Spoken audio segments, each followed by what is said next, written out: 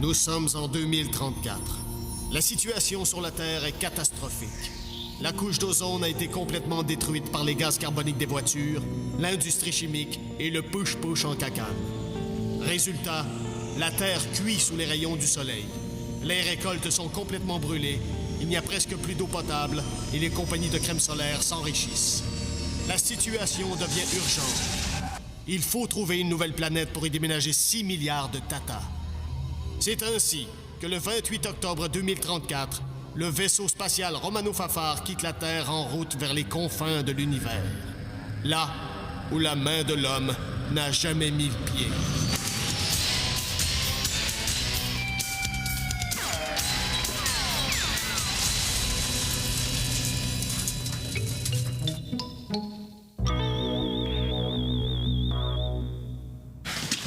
Bon, c'est l'heure. Premier avis, alerte fuchsia, je répète, alerte fuchsia. Des créatures extraterrestres ont envahi le vaisseau en prenant l'apparence des membres d'équipage. Ordre de neutraliser ces créatures.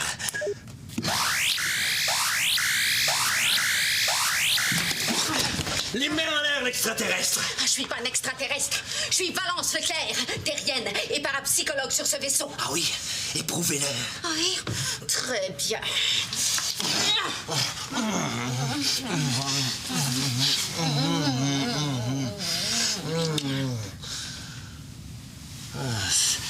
Cette haleine, c'est bien toi. Fuyez! J'ai complètement fou! Qu'est-ce qui se passe? C'est Falbo! Il a envoyé une charge paralysante à Bob! Comment ça, on n'est pas supposé tirer durant une simulation? Vous lui avez bien dit que c'était pas pour vrai. Non. Quoi? Je me suis dit que ce serait une bonne occasion de tester ses compétences. Tester ses compétences, mais vous êtes malade! Falbo est un des mercenaires les plus terrifiants qu'ait connu le 21e siècle. Il a fini premier aux Jeux du Québec. Oh, il faut s'en aller d'ici vite! Ils s'en viennent!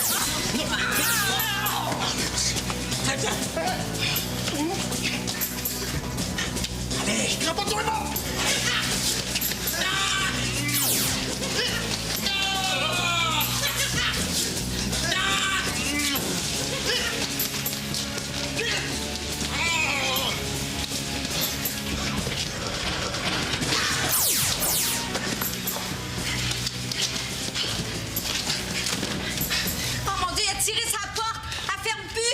Bris d'une porte, ça va coûter au moins 200 pièces. Oh, laissez faire ça, Brad, et allez monter la barricade. Capitaine, j'ai une idée. Si on disait à Falbo que les extraterrestres sont eux aussi en simulation, hein? Qui simulent qu'ils sont dans nos corps à nous, qui font semblant d'être nous, tout en restant eux, mais en ayant l'air d'être de faux nous. Pour vrai? Laisse faire.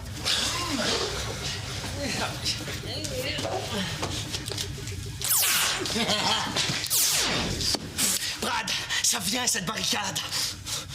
J'essaie de comprendre les instructions. Rentrez la boue de le patente C dans le dedans de sous le vis D en poussant le marteau en dessous de la devant. Capitaine, j'ai une autre idée. Ah oui. Admettons que je me déguise en extraterrestre, OK? Comme ça, si Falbo pense que nos corps de terriens sont occupés par des extraterrestres, il va aussi penser qu'un corps d'extraterrestre peut être occupé par un terrien. Donc, quand il va me voir arriver en extraterrestre, il va conclure que c'est moi, Flavien, le terrien, hein, qui est dans ce corps-là. Comprenez-vous? Oui. Je vais tenter de négocier avec Falbo. Fais attention à toi. Je voudrais pas qu'il t'arrive quelque chose. Parce que tu m'aimes. Ah oui. Mais aussi parce que tu me dois 15 piastres. Mais, Flavien, quelqu'un a un mouchoir. Non, blanc de préférence. Ah. Viens.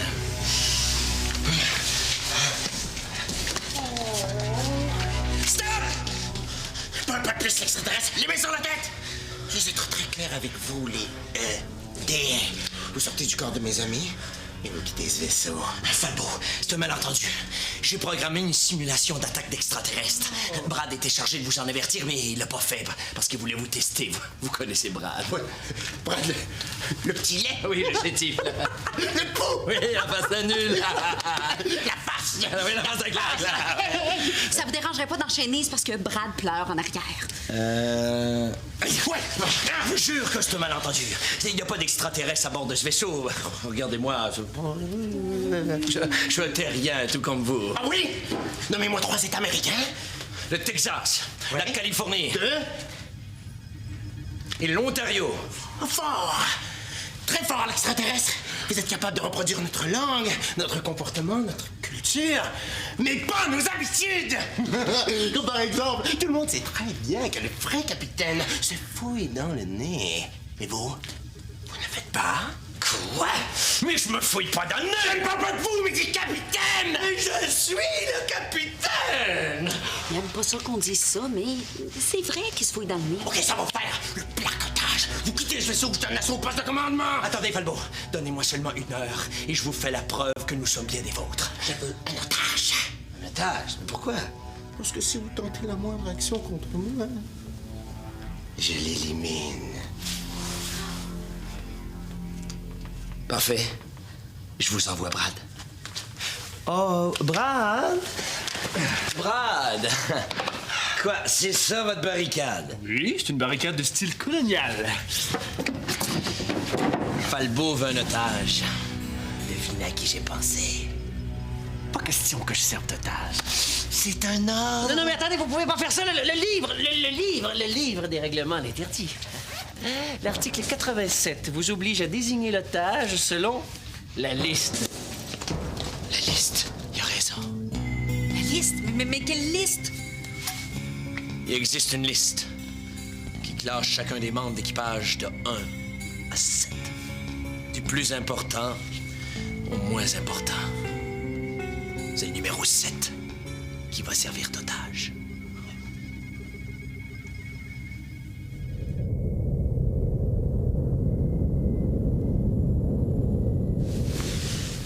Ça va? Oh, ouais. Ça va? Ouais. Vous, ça va, capitaine? Ah, ouais. Ça va, vous aussi? Ah, ouais. Oui, ça suffit. Repos. La liste classifie chacun d'entre nous, non pas selon son rang hiérarchique, mais plutôt son importance pour la mission. Le numéro 1 est celui qui est le plus important et dont on ne peut absolument pas se passer. Alors que le numéro 7, lui, est un élément plus négligeable, plus poche. C'est ça. La liste a été dressée par l'ordinateur de la Fédération planétaire avant notre départ. Qu'est-ce que vous faites, les petits bonhommes verts? J'attends mon otage. Oui, c'est bien. Faut faire vite. Bon, c'est simple. Le numéro 7 sert d'otage. Bon, on y va. Attendez.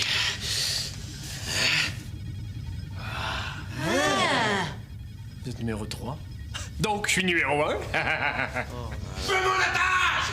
Sinon... OK, dépêchez-vous. Brad, votre enveloppe. Tu es si belle dans ta petite camisole rose. Tu sens bon les fleurs, le miel. Attendez. C'est pas la bonne enveloppe. La camisole rose, c'est pas la bonne enveloppe. Quoi? Je suis seulement numéro 4. À votre tour. Numéro 1! Je suis numéro 1! Quoi? C'est imbécile, les numéro 1. Il doit y avoir une erreur quelque part. Il doit manquer un 1. Ça doit être 11, son rang. On est seulement à 7. Comment voulez-vous que je sois 11e? Il s'est compté maintenant. Ça suffit. Baba, balance. Numéro 6.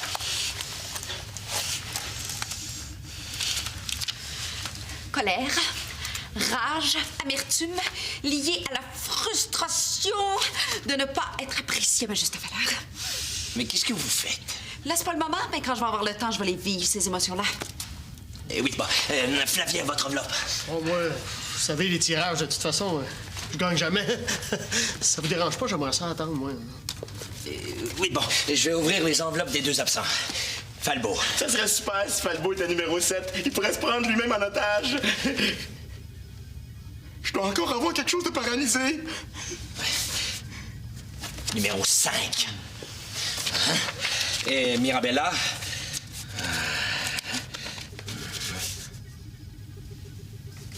Numéro 2.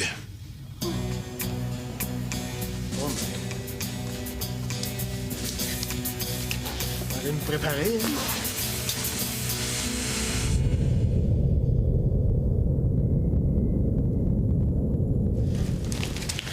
Le salut pour mon attache. Voulez-vous que je vienne le chercher? Hein? Non.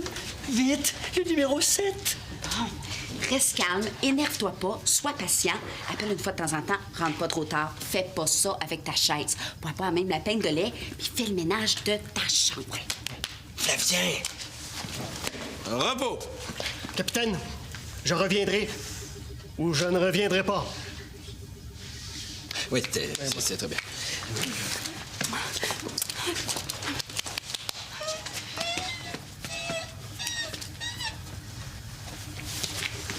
Vous avez commandé un otage, pas d'oignon? Qui met en l'air l'extraterrestre? Dans le corridor, hein? Tranquille. Oui.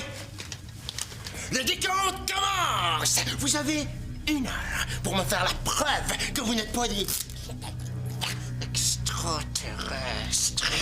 Il prend bien ça, le numéro 7? Oui, il s'est trouvé une mission dans son rôle d'otage. Ça va le valoriser.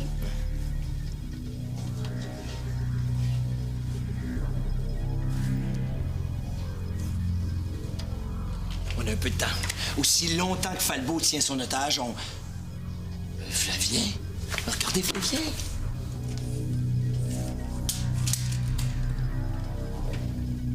Non, non, Flavien! Non! Qu'est-ce qu'il fait là? Non! Quoi, non? Qu'est-ce qui se passe? Qu'est-ce que vous faites? Brad me demandait si j'avais l'heure. J'ai répondu non! C'est un sujet qui lui tient à cœur. Fait que je vous avertis. Prenez-moi pas pour plus épais que ci. Hein? Mais non.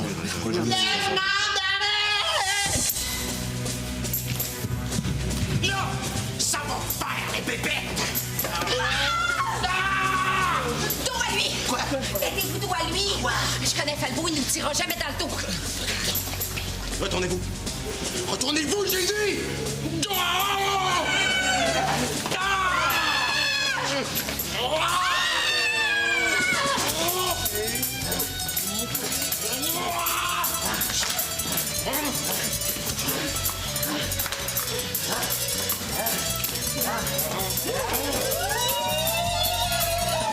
Les extraterrestres! Si vous êtes des hommes, regardez-moi en pleine face. À go, on fout le camp. Brad, vous me donnez un coup de main. En passant, on ramasse Flavien. Surtout, restez tous de dos. Go! Allez.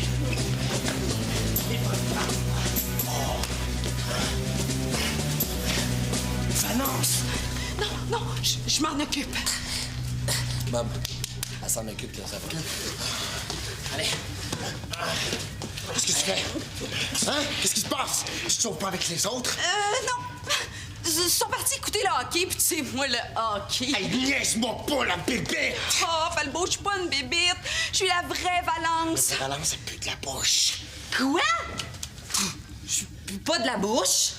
Elle aime pas ça qu'on dise ça, mais c'est vrai qu'elle pue de la bouche. Falbo, tu vis une situation stressante et troublante qui se traduit par une envie irrésistible de pleurer. Non. Moi, j'ai pas envie de pleurer. Ah, allez, je te regarde pas.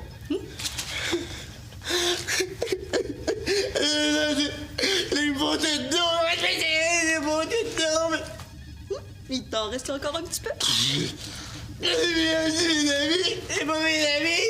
C'est des extraterrestres! C'est mes amis! Oui, il pleure. Je sais pas.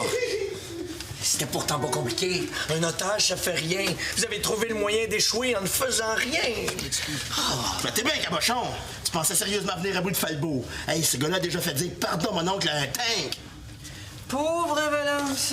Tout ça parce qu'un vulgaire numéro 7 a voulu en faire plus qu'il était capable. Moi-même, j'aurais fait un meilleur otage. Et je suis numéro 4. D'ailleurs, pourquoi cette illettrée a été classée numéro 1? Bob est capable de conduire le vaisseau et de le réparer. Moi aussi, je sais conduire. Vous avez échoué tous vos tests de pilotage. Vous seriez même pas capable de conduire une tondeuse. Une manuelle non, mais une automatique oui. Taisez-vous un peu. Falbo, regarde. Ça, c'est des extraterrestres. Regarde, ils sont beaucoup trop gros. Comment tu veux qu'ils se glissent dans un corps aussi petit que le mien? En tout cas, sont pas de ma pointure. Ouais. Allez, donne-moi ton fusil.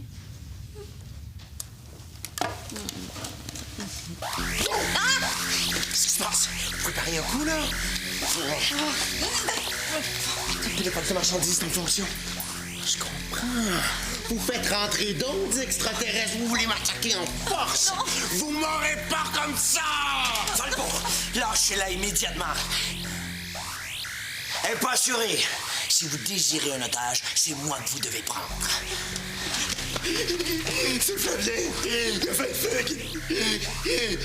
Il a laissé ça. 28 octobre 2035.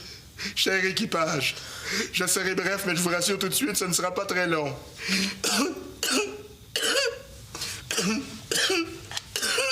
Ça va, Bob? Oh oui, je lis ce qui est écrit. Excusez-moi, j'ai un chat dans la gorge et il perd son poil. Si vous avez trouvé cette lettre, c'est parce que vous avez fini par vous apercevoir que j'étais parti. Je me rends bien compte que je n'ai plus aucune utilité dans ce vaisseau, même en tant que numéro 7. Je ne veux plus respirer l'air et manger la nourriture de gens plus importants que moi. Je pars donc en espérant me trouver une place quelque part où je pourrais me classer 16e ou 17e ou pire encore, Pee-Wee-C. Et c'est signé Flavien. T'en fais pas, Valence. On va le retrouver, le petit. C'est le temps. Il est dos. Non, Brad. Falbo, ça va? Nous sommes vos amis, vous nous reconnaissez? Mais bien sûr que vous êtes mes amis. Ah, et tant mieux. Non, Brad. Mais qu'est-ce qui vous a convaincu? Y a pas un extraterrestre capable d'imiter la stupidité de Flavien. Ah oui. Qui d'autre que lui? Non, Brad. Oui. Y a qu'un seul Flavien dans l'univers. Il est parti.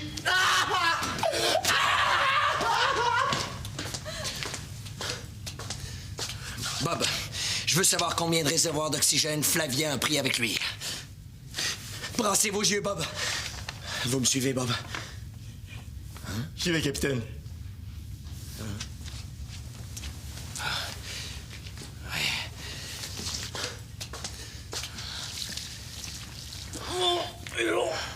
Il n'y a pas d'autre possibilité. Le seul endroit où il a pu se téléfaxer, c'est ici, sur l'astéroïde Hendrix 44.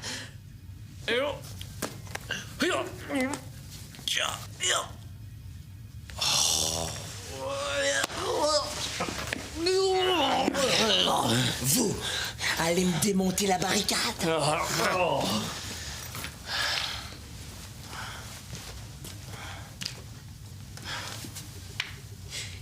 Il a même fait une faute en écrivant son nom. On va le retrouver, inquiète-toi pas. C'est à cause de cette maudite liste-là. Valence, on sait où il est. On va aller chercher on va aller chercher tous les deux et on va la ramener. On va la ramener. Et tu vois, il y en a pas de problème. Brad, ça suffit! Vous pouvez disposer! Mauvaise nouvelle, capitaine. Il n'a pris qu'un seul réservoir.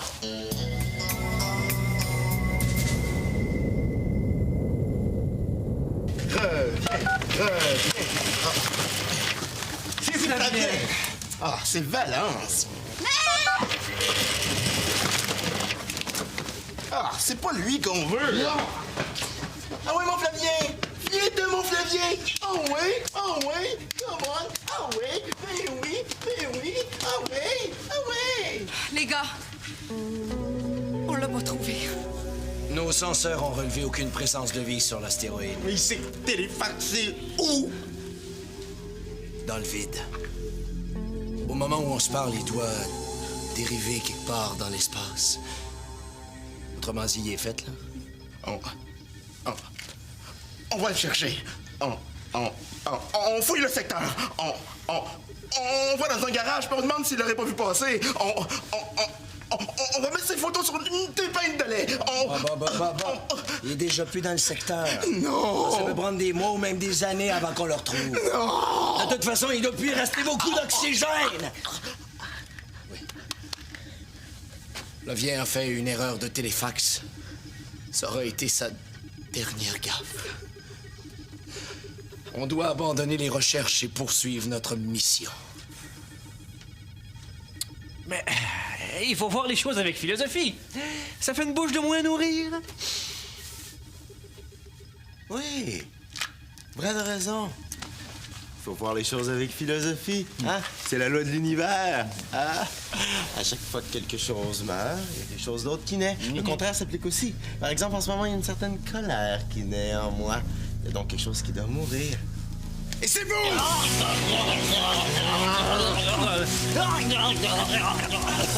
Poussez pas derrière, il va en avoir pour tout le monde! Ça suffit! Bob, repos! On vient de perdre nos compagnons et c'est de cette façon-là que vous réagissez. Retournez tous dans vos quartiers.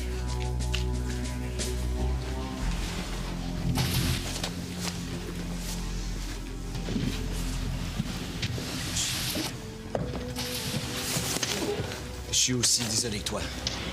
On peut rien faire d'autre. Ça serait complètement fou d'espérer que...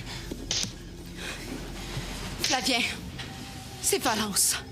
Si tu m'entends, réponds. Valence, c'est inutile de se perdre.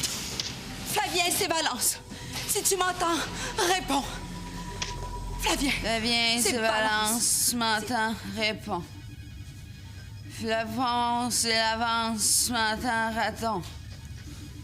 Flavon, c'est Valence. Tu m'entends? Réponds. Non, ça sert à rien. Non, tu perds ton temps, là. Viens te reposer. Tu vas te rendre malade. Non. T'as fait tout ce que tu pouvais faire. Viens. Ben oui, Valence, va te reposer. Tu vois, même Flavien te le dit. Flavien! Flavien, t'es où?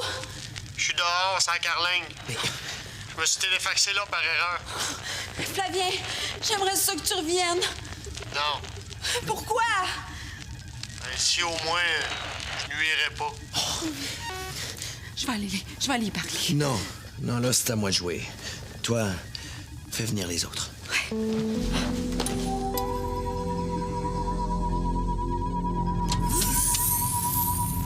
Capitaine? Qu'est-ce que vous faites là?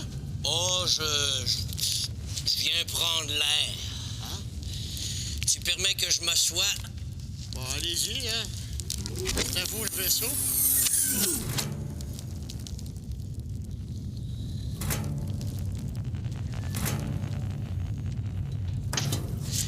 Et si on se parlait tous les deux?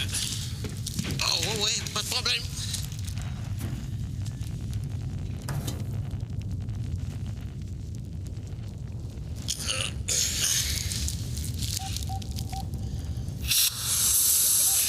Comme ça, on va être plus à l'aise.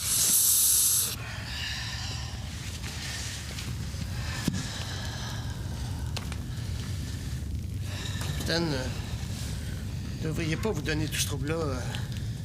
Après tout, je suis rien qu'un numéro 7. Hein? Vous attachez trop d'importance à cette liste. Non, mais c'est vrai. Vous autres, vous avez des beaux métiers et des gros diplômes. Moi, à part ma mention d'honneur en hockey hommes. Oh. Mais tout ça, les métiers, les diplômes, c'est pas une bonne façon d'évaluer un être humain. Non, vous pouvez être un simple éboueur cosmique et être une personne extraordinaire. Vous pouvez aussi être un prestigieux scientifique qui est un individu méprisable. Vous parlez de Brad, là. Oh, si on veut. On veut! Personnellement, je pense qu'on reconnaît la qualité d'un être humain à ses valeurs.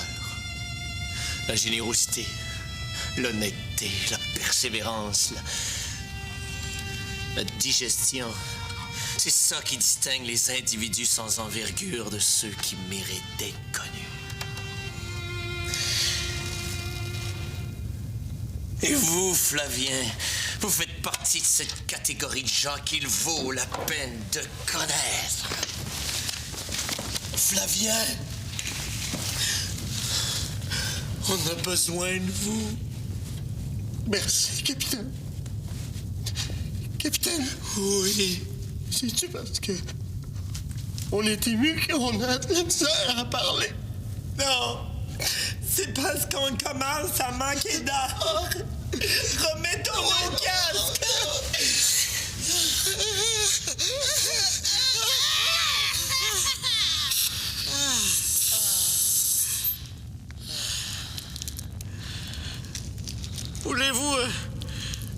sandwich? Non, merci. Pas facile, hein?